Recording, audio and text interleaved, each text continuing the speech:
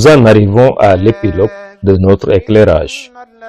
Il est évident que beaucoup d'entre vous savent déjà de quel champion on parle.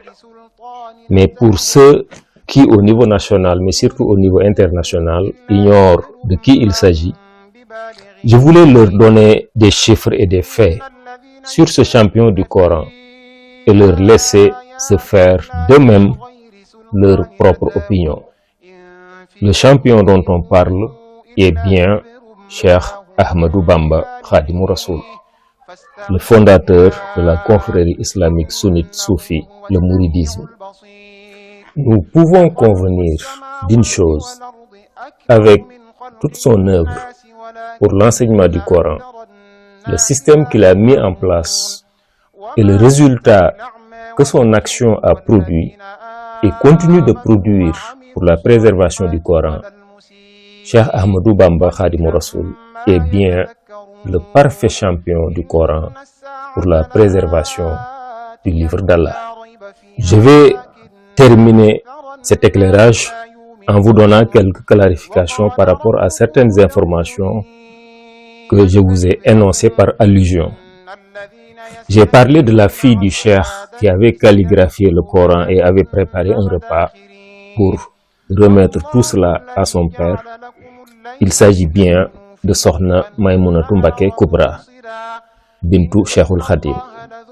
Pour l'organisation des Dara, donc des écoles coraniques, par le cheikh, a clarifié que, par exemple, le cheikh avait désigné Serigne Dame Abdourahmane Lo pour diriger le centre coranique de Darul Alimul Khabir, donc de Ndam, et avait instruit Mam Cheikh Ibrahima Fall et Serigne Mandoumbe Mbacké Khaban d'approvisionner le centre, donc en denrées, en s'occupant d'agriculture.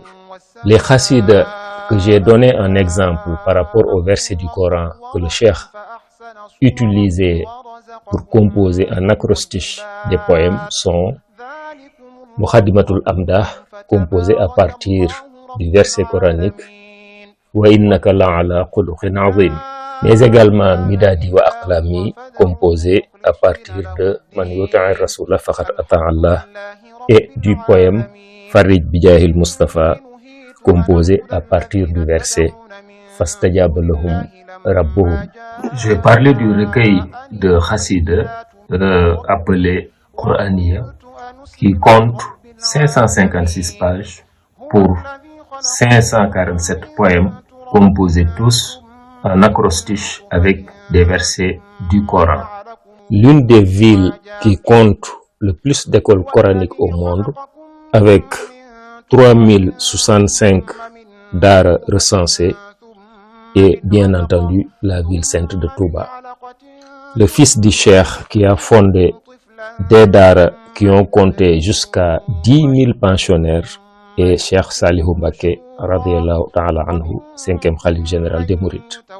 Le daara pour filles qui ont le même prénom Mam Diara Bousso, le nom de la sainte mère du cheikh, est bien le daara de Porokhane, fondé par le petit-fils du cheikh Serigne Moustapha Bassirou Mbacké radiyallahu anhu.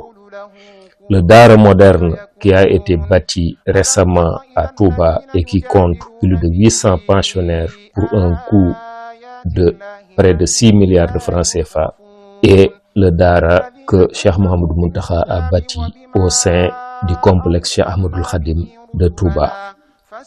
Sur instruction du khalife général Cheikh Mouhamadou Mountakha, l'Institut du Coran appelé Kër Al-Quran, de près de 2 milliards de francs CFA, est en cours de construction par la famille du grand disciple de Cheikhul Khadim, en l'occurrence Mam Cheikh Ibrahima Fall, au sein du CCAK, complexe Cheikh Ahmadoul Khadim de Touba.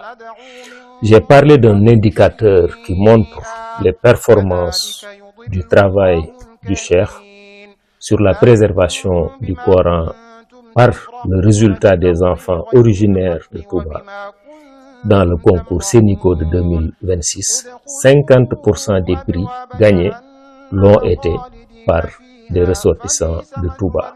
Deux des plus grands bienfaiteurs du Coran par le financement de concours de maîtrise et de calligraphie sont des fidèles de Cheikh Ahmadou Bamba, en l'occurrence El Hadji Abdoulaye Dia de Sénico et El Hadji Serigne Seck de C3S.